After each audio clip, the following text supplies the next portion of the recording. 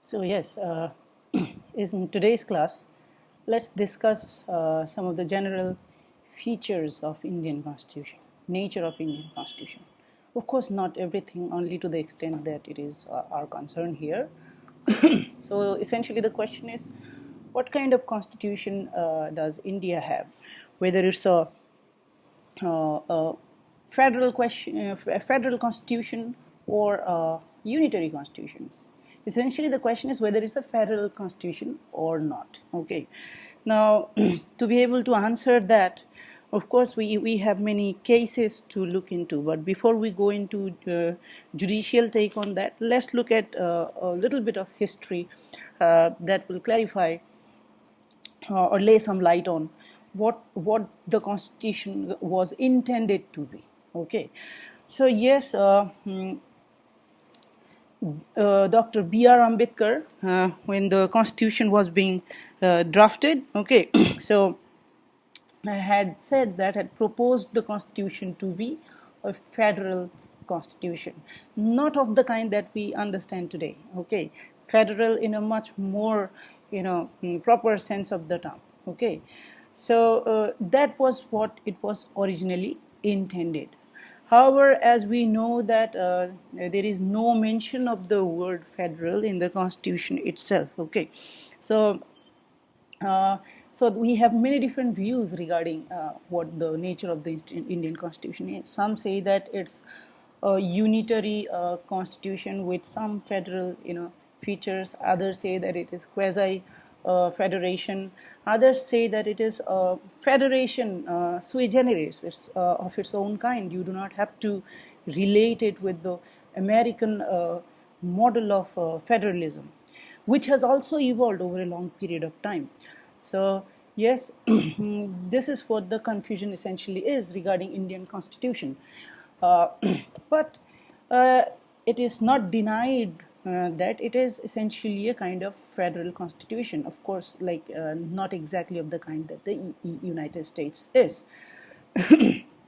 So the confusion essentially arises because there is no presence of the word federal anywhere, nor do we find it mentioned in the preamble of the Constitution. Okay.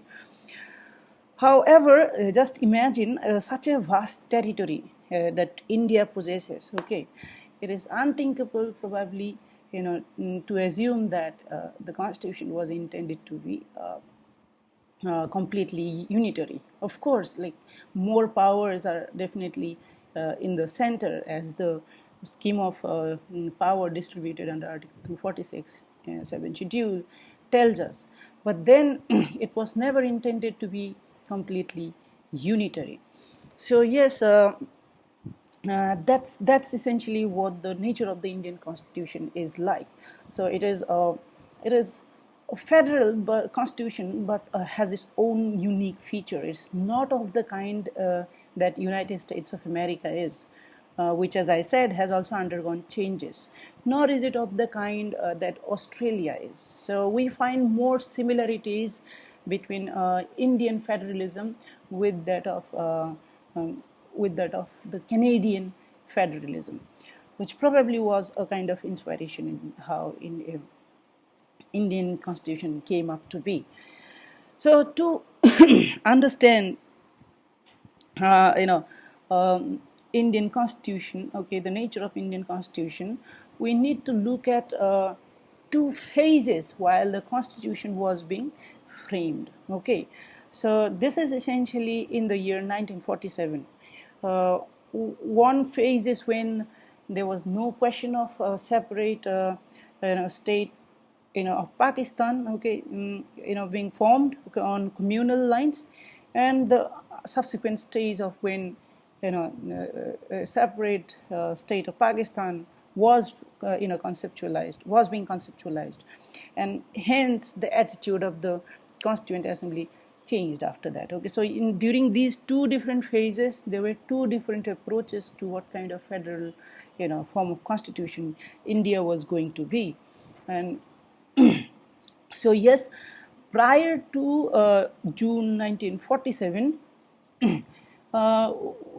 so we had a different kind of take on what kind of federalism India was going to be. It was going to be more on the line of what US was. So, but there were certain problems. Okay, the problems essentially were this communal sentiments. Okay, so Muslims, even before it was finally decided, wanted a kind of separate state. Okay, and then there were other so some kind of semi-independent Indian states. So the problem with the problem that we faced with reorganizing Part A and Part B states. Okay, so these things have to be kept in mind. Okay, so keeping all these problems in mind. Okay, that there was this seceding tendency. Should we say seceding, because it wasn't of the kind of union that we know now. But then there were these different sentiments. Okay, not all states as we know today, it was not always like this. Okay, there were different kinds of states. So there you had certain provinces, then you had Indian states, etc., etc.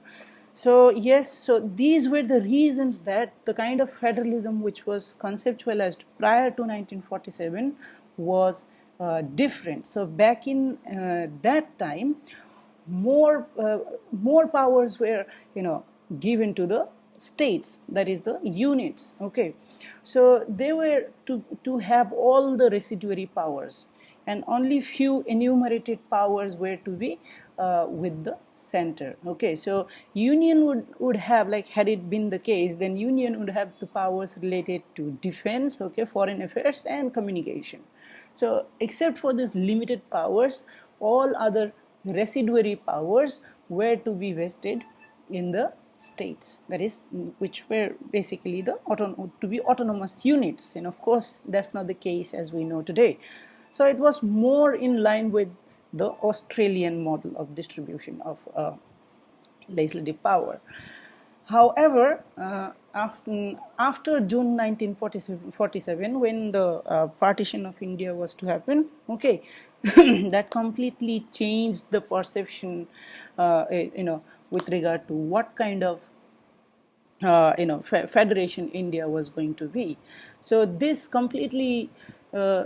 particular event completely changed the perception on distribution of power between the center and the state. Okay, so whereas earlier the idea was that India was going to have a weak center and a strong states, okay, autonomous units, now the situation is different. Now even though, so here's something that we need to keep in mind. Okay, even though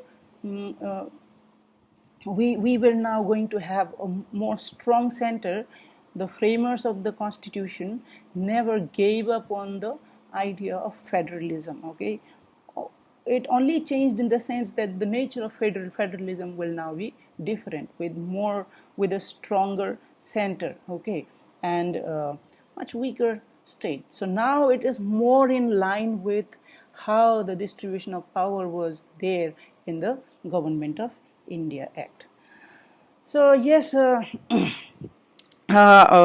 in the second report of the Union Powers Committee, it was said that now that partition is settled fact, we are unanimously of the view that it would be injurious to the interests of the country to provide for a weak central authority, which would be incapable of ensuring peace, of coordinating vital matters of common concern, and of speaking effectively for the whole country in the international sphere. So yes, peace, cooperation, and international matters, on these matters you need one effective center. Okay, so because of this reason, because of this tendency which was there of these different provinces, different units breaking away, okay, or different groups of people breaking away, it was necessary that toward that you have a strong center. And thus the new form of federalism that we have in India now, in the way the powers have been distributed between the center and the states, you have more powers vested in the center, and enumerated powers are also vested in the state, then you have something called concurrent powers, okay, concurrent list, in which the powers are exercised by both the center as well as the states, okay. Of course, there are rules of interpretation that we already discussed earlier and probably will be repeated this semester as well. When there is a conflict between power exercised on matter with respect to concurrent list. And then apart from all that, if there are certain residuary powers, who will get to exercise that under the new constitution, under this changed circumstances? It was now to vest with the center and not with the state. Whereas earlier, if you remember, the residuary powers, in fact, except for those three powers, most powers were to be with the states, but now the residuary powers are with the center, okay. So here's what how the new constitution was going to be as it is now. So the constitution will have a very strong center, but it will nonetheless be federal in form, okay, because there is enumeration of power between the center and the states, and a kind of separate polity is also created between the center and the state. But I'm not saying that it means that the polity at the state level, is completely sovereign. No, that's not the case, because it draws its power from the same constitution, and the states do not have separate constitution. However, that federal scheme is nonetheless there, okay.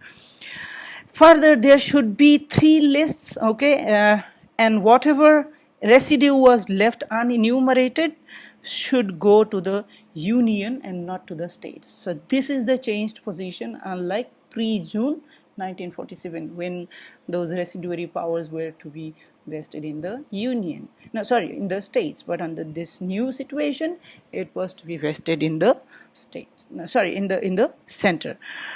So yes. This whole thing was subsequently incorporated in the constitution in the form that it was adopted, and that's what the constitution is like. So this model, this scheme of allocation of legislative power is the model that is followed in Canada, okay. So you will find lots of similarities between the distribution of legislative power between India with that of Canada. So yes, I hope this is clear so far, okay. So the question then remains that what kind of federalism is India India is. It is to be remembered that, well, federation, the form of federation that we know, okay, that is the best example being the United States of America. We are not of that kind, okay. We are of a different kind of federalism, in which the provinces are also created under the same constitution, okay. And as you know that, and as of now, if there is any reorganization of or alteration of boundaries are to be made, okay, you do not need any constitutional amendment, okay. So that tells us that we are not of the same kind as United States of America is. So nor did we form into a federation in the same way that United States of America did. We are more in line with the Canadian form of federalism, and no one can deny that these two are also cases of federalism, but of a different kind, okay. So let's look at some features, okay, features of Indian Constitution, okay, when compared with other federal constitutions, especially United States of America, Australia, and Canada. What are the similarities and differences? So that will explain, what kind of federation we are, okay. So there are some peculiar features of Indian Constitution, and as I said, you will find more similarities with Canada than with USA or Australia. So if you remember earlier, we discussed that there are two different ways in which a federation can come into existence, okay. So what are those two different ways? One is where independent sovereign states come together because they have some common concern, okay. So for example, defense, transportation, or etc. So there could be many different reasons that independent sovereign states, okay, feel the necessity of coming together to form a federation. Okay, so under that model you have United States of America. So originally 13 states came together and subsequently more states joined in. Okay, so all states were to be treated equally. Okay, they do not have differential treatment of different states under these kind of federation, because just like individuals, okay, who are considered to be equal, the states are also considered to be equal, because they used to be independent sovereign states who came together to form a more perfect union. Okay, so that's the kind of federation, the first kind, okay, which we know, which was to be called as the only kind of federation. Okay, so that's the first kind. Then you have another kind that is known as the devolutionary federation, and we, that is India and Canada, come under that category.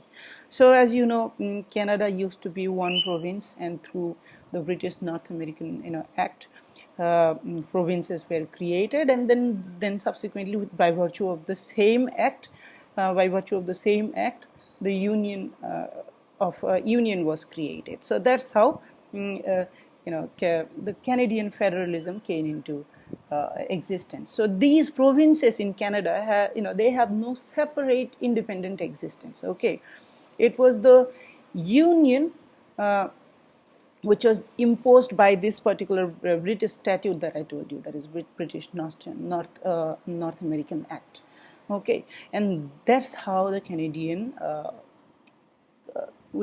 Canadian federal constitution was created. So it's Canada's case is not of independent provinces coming together and forming Canadian federation. No, not that kind. So it was essentially what provinces were also created by the same act, and by the same act union was formed, and the union was essentially imposed upon the provinces. Okay, and that's how Canadian federation came into existence.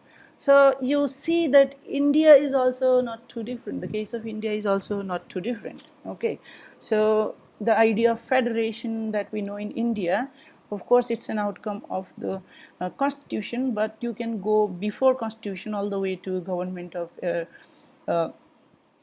India Act 1935 to look at the nature of Indian federation. So prior to the Government of India Act, India was more of a unitary constitution. Okay, although some devolution of power had already happened in the earlier, Government of India Acts. Okay, but after the Government of India Act, India shed its unitary feature. Okay, now. What had happened was that all the powers, okay, which were exercised in India were taken up by the crown. Okay, just like if you look at Canadian constitution, so all these powers were taken up by the crown and then further redistributed among the federations, between the federation and the provinces. Okay. So these powers that the provinces now get, they do not get it from the federation that has been created, but these powers were received directly from the crown through a grant. Okay, so now the provinces derive their power not from the federation, but from the center, but from the crown. So as you see, this is the transition that happened from what it was like before the Government of India Act 1935 and after the Government of India Act 1935. Okay, so it took the shape of a federation. So you see, this is the similarity between India and Canada. Okay, it was creation of a particular act. Okay, and the act is of course creation of the British Parliament. Okay, so it became more of a federation with the center having very limited control over the states. Okay, over the provinces. So however, there were two controls that the center retained over that of the provinces which have been created. Okay, so how did that happen? Now there used to be the post of governors, okay, governors, unlike the independent, unlike the Indian states, which had Raj Pramukh, okay. So in the provinces, they were headed by governors, okay.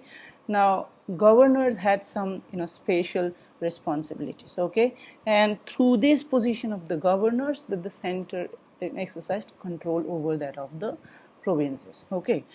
Another was that the, just like the center has today, okay, the center back then also had power to give directions to the provincials, okay. So through this mechanism, they retain some control over the states, okay. So you see that after the constitution, the things changed further, and from the kind of that, federal scheme that was created under the Government of India Act, we became a little more unitary. However, the federal scheme was not given up. It is still there, although the tendency was towards creation of a stronger center than the states, okay. So the Joint Parliamentary Committee on Indian Reforms had said this, that of course, uh, of course, in thus converting a unitary state into a federation, we should be taking a step for which there is no exact historical precedent.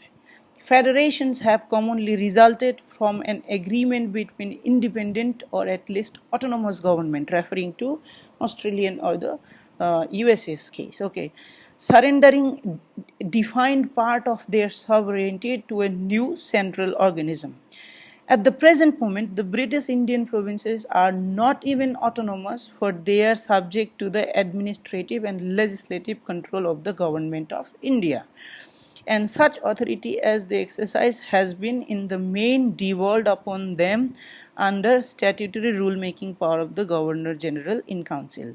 We are faced with this necessity of creating autonomous units and combining them into a federation by one and the same act. And this is essentially what the Government of India Act 1935 did, that by virtue of the same act, they created the autonomous units, and by virtue of the same act, they united, they combined them into a federation.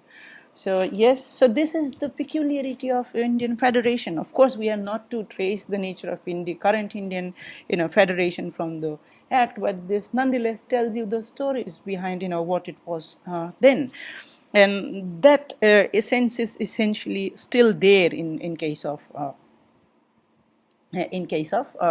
India even now. So both in case of Canada and that of India, one thing that you can be sure is that it was not a result of it. The federation that we have here is not the result of a compact between sovereign states, okay. It was not a merger of sovereign independent states, okay. And these are creation of the same act by virtue of which provinces are created, and then the provinces are combined into a union, and that's the peculiar feature of this kind of federation, okay. So, so if this is quite clear, there is nothing to be confused about this feature of the Indian Constitution. So, another important aspect of the Constitution is that now what is the position of the states? Okay, what is the position of the states in the kind of federation? Okay, so as we discussed earlier, that in those federations in which the states come together, because sovereign independent states come together and form a federation, you will see that the states are treated equally, because they are to be treated as separate independent states, okay. You do not destroy their existence, okay. Their individual existence and identity is to be respected. So even when the one state is smaller than the other, or one state has fewer population than the other, they are still to be treated equally. Whereas in the kind of federalism that India is or Canada is, that is not the case, okay. So the status of states, okay, in these two different kinds of federation are also different, okay. So in India, the states are inferior to that of union.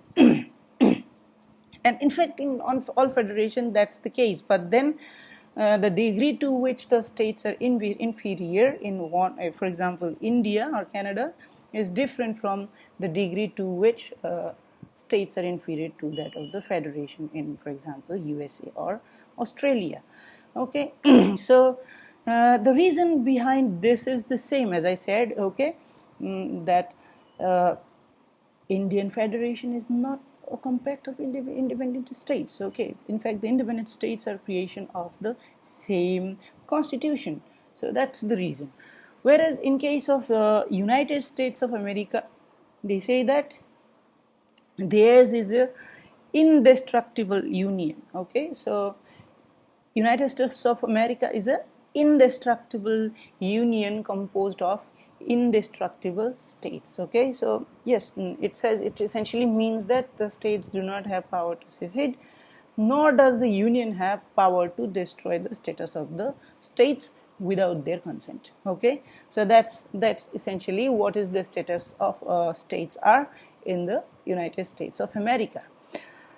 And yes, the Australian Constitution as well, okay, adopted the same principle. Okay, so the states cannot be destroyed, okay, without the consent of the states. So you need, along with the consent of the states, okay, you also need popular referendum if you were to alter the structure of the states in Australia. So any state in Australia which will be affected, okay, there has to be a popular referendum. So it's not just the states assembly that will decide, okay, it has to be the people who will decide whether there could be an alteration in the status of the state in Australia.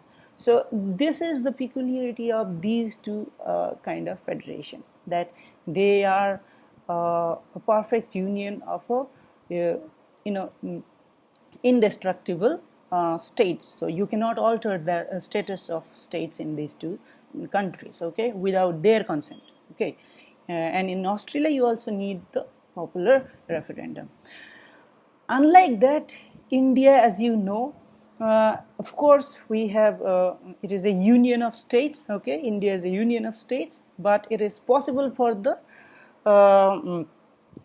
the union to reorganize the states, okay, and even to change or alter the boundaries to the extent that it completely eliminates a state altogether. Okay, so that's essentially the position in India.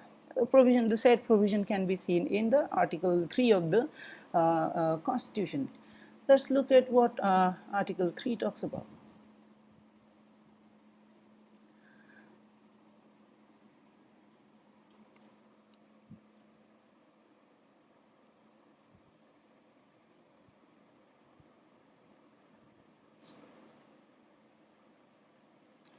So yes, as you know, India is a union of states. Okay, so in Article 3 it deals with formation of new states and alteration of areas, boundaries, or existing states. So the power has been given to the Parliament. Okay, Parliament may by law form a new state by separation of territory from any states, or by uniting two or more states or parts of states, or by uniting any territory to a part of any state. Okay, so it can increase the area of a state, diminish area of a state, or even alter the boundary of state. Okay, so it can alter the name of any state, provided that no bill for the purpose shall be introduced either in the House of Parliament except on the recommendation of the President, and unless where the proposal contained in the bill affects the states boundaries, names of any of the states, the bill has been referred by the President to the legislature of the state, okay, for expressing its views, for merely expressing its views, okay, not more than that, okay, thereon, within such period as may be specified in the reference, or within such further in a period as the President may allow, and the period so specified or allowed has expired. Okay, so it doesn't matter what they say. If the period has expired, the President can nonetheless go ahead with the recommendation. Okay, as explanation 1 says that in this article, clause A to E states state includes union territory, but in the provisional state does not include union territory. Anyway, so as we can see that although it refers to the state legislature, okay, but it is not necessary that president has to only act in accordance with that. So if the period expires, then the president can nonetheless go ahead with the alteration of the boundaries. Okay, so that's what does it tell us, that more power, so more power has been given to the union. Okay, much more power has been given to the union, like for example in the USA or Australia. Okay, that tells us that it's a different kind of union, not of the same kind as USA or Australia is. Okay, so if you remember that there are reasons why this was done, we will come to that. Okay, so so union has been given power to the extent that it can completely eliminate the state altogether. Okay, so for that you do not need any special procedure, but merely a simple majority in the through ordinary process of legislation, the same can be done. So, and we have seen from Article 3 that consent of the legislatures of state is not required for the by the parliament. Okay, it is merely but this thing has to be done based on the recommendation of the president. So president, when he does so, has to ascertain the views of the legislature of the states before the recommending the bill, but then the power essentially lies with the center. Okay, now the question comes as to why such power was given to the center. Okay, it is because of the peculiarity of the problem that we discussed. Okay, we had different kinds of states. Okay, and they were there because of historical reasons of how they emerged. Okay, so you had certain provinces, and then you had certain princely states, and they were different in their existence. Okay, so homogenization hadn't really happened. So but eventually it was necessary that homogenization of states happen. Okay, so homogenization in the sense that, okay, regrouping of the states, not based on those historical factors, but based on certain social, cultural, and linguistic divisions. Reorganization of the states were necessary, and for that to be possible, the power had to be given to the union. And following that, State Reorganization Commission was formed in the year 1953. Okay, and that commission gave its report in the year 1955, and then States Reorganization Act was enacted in the year 1956. That was followed by the 7th Amendment Act to the Constitution in the year 1956. So after that, no further constitutional amendment is required for altering the boundary of the states or creation of the new states. Okay, so as you know now, so many new states have been created. So for the creation of these new states, you do not need any amendment for altering the boundaries of the existing states. Okay. Further, as we discussed, what happens is that that unlike the case of the United States of America, where there is this theory of equality of states, there is no theory of equality of states' rights in India. So what do I mean by that? So if you remember, when we discussed earlier, in the Senate that the United States of America have, the upper house there that represents the state, okay, you have equal representation of all the states. So each state, doesn't matter what their population is or what their size is, okay, irrespective of their population or size, okay, they all send two members to the Senate. So they have two senates representing each state. So that's the equal representation of the state. Okay, so this is something that you find in Article 5 of the Constitution. Okay, that deals with the amendment of the US Constitution that says, okay, that no state without its consent shall be deprived of its equal suffrage in the Senate. So you cannot alter the status of the states in the United States of America without their consent. Okay, so that's the idea of equality of rights of states in the United States of America. In Australia also, just like in the United States of America, they have equal representation of the states. Okay, the same principle is followed. But unlike that, in the Constitution of the Canada, the Senate there, which represents the states, okay, there is unequal representation. So as of now, only the two large states, that is Quebec and Ontario, they have 24 members in the Senate. Okay, and there are other states, smaller states. I think smaller territories like Yukon, etc. Okay, they have. Let me check. Let me confirm. Yes, Ontario and Quebec have 24, and then you have smaller territory. I mean, sparsely. There's no smaller territories there. Canada is huge. So yes, sparsely populated territories like Yukon, Nunavut, etc. They have only one member. Okay, so what you see here is that there is inequality in the representation of the states in the Senate. So yes, that's more in line with the Indian case. In India, there is no equality of representation in the Council of States, your Rajya Sabha. The representation there, as you know, is determined by the 4th schedule, and as of now, it's extremely unequal. So a state like Uttar Pradesh has 31 members in the Council of States, whereas other states like Goa has as low as 1. So you see the similarity between Canada and India here. Apart from that, in the upper house, as we call it, the Rajya Sabha also has 12 nominated members under Article 80.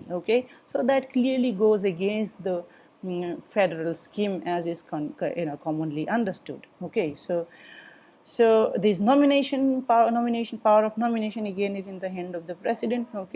So that tells us that ours is a different kind of federation in which states have inferior status compared to that of the center. Now why is that? Because as you know, the states that send more members of parliament to the Rajya Sabha have more clout than other smaller states, whereas the same cannot be said in case of Australia or that of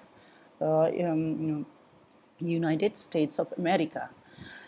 Another important aspect, that we need to look into, similarities and dissimilarities between these countries that we see is that in India, the states do not have separate constitution, because it is the same act that created the provinces, and the same act that further united them into a compact, unlike in USA or Australia, So in India's case, or for that matter, in Canada's case, there is no separate constitution, There is no separate state constitution. There is only one constitution, So yes, unlike India, in the United States, each states have their own constitution. So they continued with their own constitution that existed, and if new states were to come into existence, that joined, they can also come up with their own constitution, through a convention.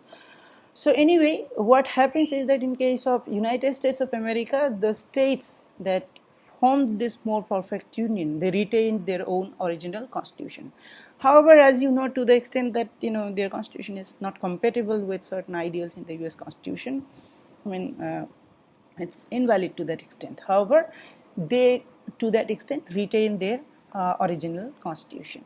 Whereas in case of India and Canada, there is only one constitution. So the state polity is an outcome of the same constitution. Whereas in case of USA, the state polity will be a creation of the state constitution. In India, however, until 5th of August 2019, there was one exception, that is Jammu and Kashmir, which had its own constitution, but yeah, it's infructuous as of now. Another important aspect that we need to look at to distinguish India's case from that of the USA is that you look at Article 169, it gives power to abolish the second chamber in the state, okay? It is vested with the parliament and not with the states, okay? So it says abolition, notwithstanding anything in Article 168, the parliament may by law provide for the abolition of the legislative council of a state having such a council, or for the creation of such a council in a state having no such council. So it could either annihilate or create one, okay? If the legislative assembly of the state passes a resolution to that effect by majority of the total membership of the assembly and by a majority of not less than 2/3 of the members. However, the essential, the fact, part here is that the creation is done through or abolition of the second chamber is done by the parliament and not by the states themselves, okay? So this is something you do not see in the United States of America, as what form of government that they have at the state level, okay, will be determined by the state constitution, okay? So in the United States of America, they have dual polity, the polity at the state level, which is creation of the state constitution, and they have a polity at the union level created by the federal constitution, okay, the Constitution of the United States of America. So in the United States of America, because they have dual constitution, it is also possible for them to have dual citizenship, okay? They have officials at two levels, at the federal and at the state level, and they also have courts at two different levels, okay, at the federal and the state level. That's not the case with India. We have polity, two different polities, but they are not separate polities. It is an outcome of the same constitution, the same scheme of different, distinction, separate, the distribution of power, okay, legislative, executive powers are done by the constitution itself, okay. And then, yes, in India we do not have dual citizenship, okay. We will go into administration, as you know that in India you have separate public services, okay, but there is no clear distinction as to how they function, okay. So we'll go into that in subsequent discussions, but in the United States of America, the administration is separate between the center and the states, okay. And do we have different double system of courts? No, the hierarchy of courts more or less the same in India, okay. So yes, we stop here today for the discussion today. In the next class, we will continue with other features, okay, and identify the similarities and differences between India and Canada on the one hand, and Australia and USA on the other. So thank you. If you have any confusions, you can leave your comments down below. Thank you. Good day.